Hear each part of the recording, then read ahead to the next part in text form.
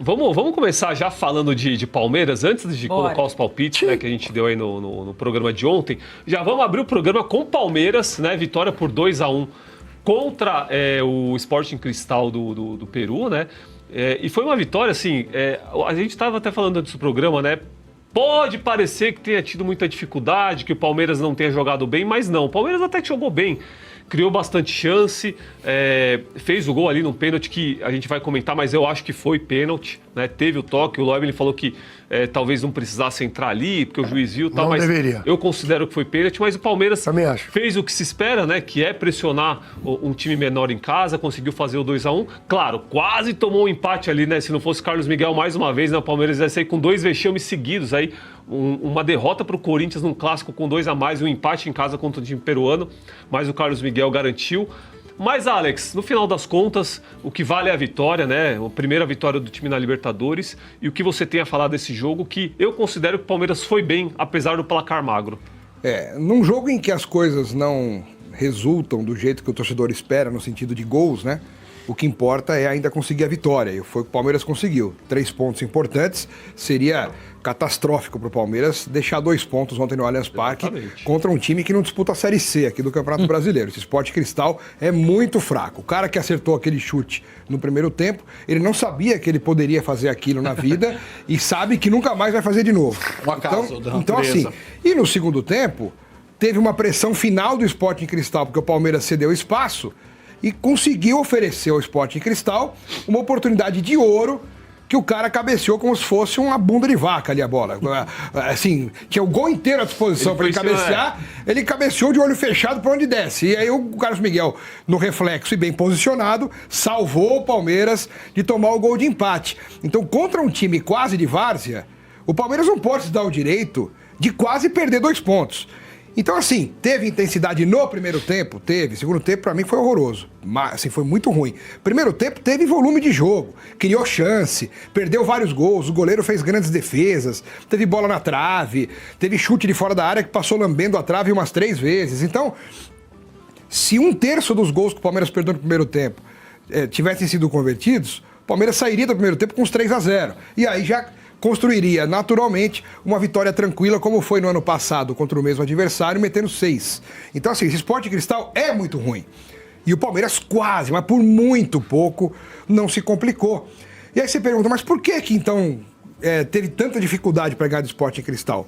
Uma coisa eu já falei, finalizações ruins, e o Palmeiras que explora o jogo muito pelas laterais, acaba sofrendo com essa carência, que não é só uma carência do Palmeiras. É dever a gente dizer que as laterais não são carências no Palmeiras. É uma posição, talvez, no mundo inteiro, das posições todas, talvez seja a posição mais carente no mundo. A própria seleção brasileira ainda não tem lateral. Não tem, nem direito nem esquerdo. Então, assim, é uma posição difícil de você encontrar hoje jogador que dê conta do recado, que chega, arrebente e fala, esse cara tá voando. Não tem. Só que no nosso caso aqui a gente está analisando o Palmeiras e não algum outro time. Sim. No caso do Palmeiras, que ainda tem uma condição financeira, que tem planejamento, que tem organização, que tem possibilidade, enfim, acaba sendo um erro do Palmeiras não ter laterais.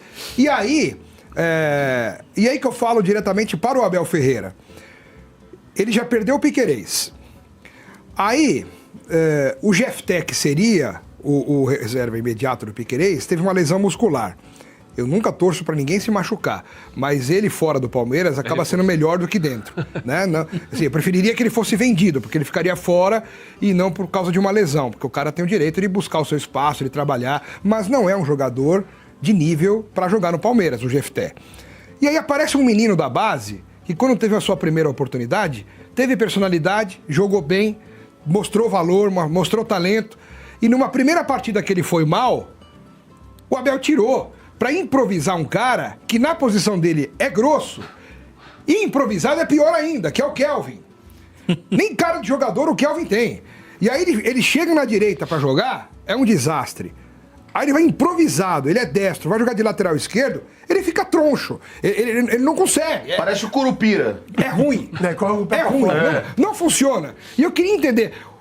Tem muita gente que passa o pano no Abel, que o Abel é quase um deus, que é um santo, que não pode falar mal do... É o melhor técnico da história do Palmeiras. Então assim, ele é. Mas ele é ser humano, como ele próprio já disse várias vezes em entrevistas. Falível. Que eu também erro muito. Então, Abel, já que você reconhece que é ser humano, ainda bem, e que erra muito, todos nós erramos, nós estamos aqui também para te ajudar. Então, como ser humano, tente reconhecer que você está errando ao improvisar um bagre na lateral esquerda, sendo que você tem um menino que é da posição e que joga bem. Aí ontem ele entra...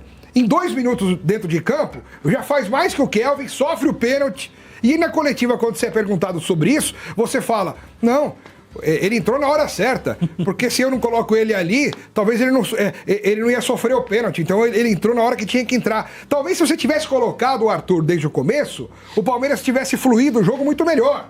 Não teria tido tantas dificuldades como teve com o Kelvin por lá. E aí você vai fazer a substituição para colocar o Arthur... Aí você tira o Gia e põe o Kelvin. Você ama o Kelvin, assim? Um negócio assim que... sabe? Alex, Gia ou Kelvin? Cara, eu. E aí? E aí? A situação, hein? Os dois são ruins. Então, e aí, né? Os dois são ruins. Né? Os dois são complicadíssima fracos. essa, o Palmeiras está a pé de lateral. Eu venho falando isso há bastante tempo. Ah, mas o Giai foi convocado para a seleção argentina. Você vê como está o nível. O problema é do Scaloni. Você vê como está o nível das laterais no mundo. Exatamente. O nosso provável lateral esquerdo na Copa do Mundo já anunciou que vai se aposentar no final do ano. É um cara velho. Que é o Alexandre. E vai pra o Danilo, que provavelmente vai ser o lateral da reserva do Flamengo. Exatamente. E ele pode usar até o Militão. Agora, ô Alex, e o tal do Gilberto, que todo mundo pede tanto, que não se firmou ainda no Atlético o Gilberto do Paraná. Não se firmou. Mas você viu algum potencial? Não, assim, você conhece o jogador? Vi, tem potencial, só que aí é uma outra coisa que eu falo aqui, que eu coloco pra vocês. O Gilberto, na base, mostrou muito talento, sobretudo na parte ofensiva. Na arte de bater na bola, ele era o melhor da base. Batia todos os escanteios, faltas. Então aí que eu pergunto pro Abel. Abel, se você tem tanta paciência pra aguentar jogadores ruins, pra lapidar, pra desenvolver, pra evoluir... Por que você não teve um pouquinho só de paciência com o Gilberto, que já estava lá e era de graça? Um campeonato paulista, né? Num campeonato paulista. Paulista, sim, tem os notórios. Se ele tem unidade compatível. Ele não tá bem no Atlético. Né? Não tá. Mas se ele tem a arte... ambiente, esse é o problema. O Palmeiras é a casa do menino. Isso. Ele estando na casa dele, tendo esse respaldo que você tá pedindo, provavelmente as coisas iam fluir pra ele. Se o Abel gosta de lapidar jogador, se ele consegue fazer trabalhos para desenvolver um atleta que tem algumas deficiências, é só isso que eu me pergunto. Por que ele não teve um pouquinho de paciência para lapidar o Gilberto? Para ter, olha, Gilberto, você é muito bom na base, ofensivamente, mas você marca mal. Tá bom, então treina o cara que marca mal. As piores trabalha o cara 6 meses, 1 ano, fica com ele, vai preparando o menino para entrar. Tem uma coisa que eu bato muito na tecla. É mais fácil ensinar um jogador bom a marcar do que ensinar um jogador ruim a jogar. Porque jogar ele já sabe. Destruir é mais fácil, destruir é mais fácil. Claro, mas o que me pareceu que como foi o Abel que indicou Giai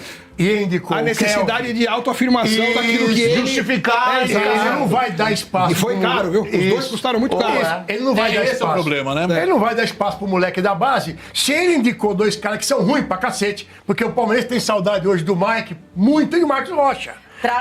Trazendo a galera do esporte, do chat aqui, do Oeste Esporte, para a nossa resenha, o Ronaldo Palestra fala exatamente isso. Fala, peço desculpas a todas as críticas que fiz a Marcos Rocha e Mike, porque ninguém merece Kelvin e Giai. Então, só uma coisinha. Claro. O Abel, ele tem uma coisa muito ruim.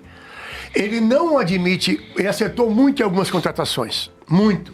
Mas aquelas que ele não acerta, ele tira da reta. Claro. Entendeu? Então, assim, por exemplo, eu sei que o Gilberto não vai jogar domingo contra o Palmeiras, né? O Atlético já disse que não vai ter uma multa, não vai pagar uma multa na 12ª rodada do Brasileiro. Isso é uma coisa que eu não entendo também no futebol. Se ele não presta pro meu time, por que ele fica, teoricamente, com medo desse time reforçar o adversário? O cara pode querer mostrar serviço, aquela coisa toda. Mas se ele não serve pra mim, eu não tenho que ter medo dele, não é verdade? É meio que... É meio praxe. Isso aí é praxe em todos os clubes. Não, eu não tô falando do caso só do Gilberto, eu falo de todos os clubes. Não tem coerência nisso. Eu só acho que o Abel precisa, algumas situações, por exemplo, ontem. Pô, o Palmeiras podia matar o jogo no primeiro tempo, que o Alex falou, podia. Só que um monte de jogador individualista. O Sousa tem que dar uma bola pra ele e falar assim, ó, começou o jogo, devolve só no final do jogo. Tem 3 caras abertos, ele quer chutar no gol. Só pra você brincar, né, Porra, ele dribla 2 caras. O Sousa consegue ter a arte de ser bom e ruim ao mesmo tempo. Ele consegue fazer 3 dribles, eu acho que fazer o mais fácil que perde. Então o que acontece? Eu só acho que o Palmeiras correu o risco, como o Alex bem colocou, que você tinha que matar o jogo no primeiro tempo. Que é o que a gente vai falar quando for falar do Flamengo. Que é um time muito superior, chegou lá, fez o que tinha que fazer, matou o jogo. Entendeu? Agora o Palmeiras fica, perde, tá. Aí vai pro segundo tempo, manhaca. Que, puta, dá a impressão que a gente fazendo. E quando no final do jogo ele coloca o Evangelista, tá? E o Felipe Anderson, já perto dos acréscimos, frio no jogo, Felipe Anderson, pra ajudar a voltar pra marcar. Aí o Evangelista joga mais atrás, mas o Felipe não joga. E aí que os caras vieram pra cima. Mas, Alfredo, a sensação que eu tive é o seguinte, tem que separar um pouco. Ele tomou o gol, ele se assustou. O Palmeiras, quando a coisa tá ruim, você não cria. Você não cria situações de gol. O Palmeiras encontrou um goleiro que não tem panca nenhuma de goleiro, que com todo respeito, ele poderia ser um frentista de posto, um cobrador de ônibus, um securitário, ele poderia, estudante de mecatrônica, menos goleiro. Mas ontem ele tava pegando tudo. E o Palmeiras, ele criou situações pra ganhar. O Flamengo, a gente vai conversar daqui a pouco, teve um apito que ajudou ele num momento crucial. Mas 200 cruzamentos, mas por tudo mais querido, o Palmeiras nunca. não pode mais um jogo de forma nenhuma. só de cruzamento. Sim. Entendeu? Mas por isso com o 9 fechado, cruzamento, quando todo mundo sabe que chega a abrir 2 caras, é que não tem lateral. Aí que tá. Na minha opinião, ele criou. Só que no final do jogo, no meio, quando ele toma o gol e se assusta, ele termina o jogo com o goleiro salvando. Tudo bem, porque você mas você não pode. Foi crescendo, foi essa moleza que você falou, acabou acontecendo. Mas no primeiro tempo, ele criou chances. Não é que ele foi inoperante. Tudo bem, mas criou chances. Mas no último. Não fez, no não último fez gol. gol. No último jogo. Foi que voltaram, o goleiro apareceu. Não, mas não é só o goleiro que apareceu. Mas o futebol do Palmeiras tá pobre, essa é a realidade. Isso, você teve 3 situações. Pode ser mais inventivo, na sua opinião, Não, é você isso? teve 3 situações de cara de gol, quer tocar pro cara do lado fazer o gol, mas o cara quer definir. E o jogador tem que entender que ou é o esporte coletivo, ou é pra mim. E a vaidade? O John Arias não jogou bem de novo. O Alan também acho que O Alan foi mal de novo. Tá oscilando, né? Mas o Alan, gente, aí eu vou fazer uma defesa aqui do menino, tá? Tem muito a ver com a culpa do staff do Alan, que já sabe, que já tá acertado, que se vier a proposta staff, mesmo, né? depois da Copa, ele vai embora. Porra, quantos anos tem o Alan? Quantos anos tem o Alan? tem 21, acho. É jovem, tá? Não é que nem o Neymar que tem 43, que o cara faz de menino Ney. Então o que acontece com o Alan? A cabeça do cara, tá o teu staff em cima, ó, depois da Copa, hein? Tá? Já tem proposta da Inglaterra, tem proposta da Alemanha, ó. E a família, Lô? Isso, gente. Então, assim, Aliás, né, porra, esse gente. negócio de staff aí, eu fico imaginando, só trocando rapidamente aqui. Fica à vontade. O assunto, o Gerson, né? Vocês falaram de staff, não tem como você não lembrar do Gerson, né? O cara que era ser titular com o Ancelotti, e aí fez aquela lambança. O pai dele tirou ele da Copa. Exatamente, Ele né? trocou a Copa pelo dinheiro. Agora vocês estão falando do Palmeiras aí, eu gosto um pouquinho de polêmica, Alemão. Então, se me permitir rapidamente, eu acho que o Abel está usando a tática suco de laranja. Como é que é isso? Suco de laranja? Laranja. Só bagaço. Você fica lá, espreme a laranja e sai. Foi as primeiras temporadas do Abel, campeão da Libertadores, campeão brasileiro. Aí vem a segunda, sabe quando você dá aquela espremida laranja e só fica aquele bagaço? Campeonato Brasileiro que caiu no colo do Palmeiras, que foi o Botafogo amarelou. 23. Não é O verdade? campeonato do Hendrick. Não é? Exato. Não, o E o campeonato do Hendrick. não, é o campeonato do Botafogo, né? Com todo Também, respeito, lógico. né? Se fosse qualquer outro time com uma camisa um pouco mais... Exatamente. Não faria aquilo. O Abel, desde o ano passado, o time do Palmeiras não anda. O Palmeiras, É verdade. O Palmeiras parece que tá com aquele casco de tartaruga. O meio de campo do Palmeiras, se você for ver, você mencionou o Felipe Anderson. Quando a Leila o contratou, eu imaginei que ele ia arrebentar. Eu também. Eu achei que o Felipe Anderson falou, agora resolvemos o problema da seleção brasileira. Vamos ter aquele 10 que vai armar a seleção brasileira. Porque o Felipe Anderson, que fez na Europa, quando apareceu no Santos e fez muito na Lazio, no West Ham, nós imaginávamos que aqui no Palmeiras ele ia deitar. Não aconteceu. Culpa de quem? Do treinador que muitas vezes fez ele jogar como falso ponteiro. Não é a posição dele. Na esquerda ainda. Não é a posição ele dele. Tá fazendo isso com o Arias também. Não é verdade? Ele inverte E aí o quem Arias, que é a culpa? É minha? Porque É sua? É do Alfredo? É do Portugal? Não. É do Abel. E uma- Eu acho que ano passado o Palmeiras teve a grande oportunidade, a Leila, de não renovar. Muito obrigado, Abel. Tá aqui um troféu. Tá o melhor treinador. Pra mim, o melhor treinador do Palmeiras chama-se Oswaldo.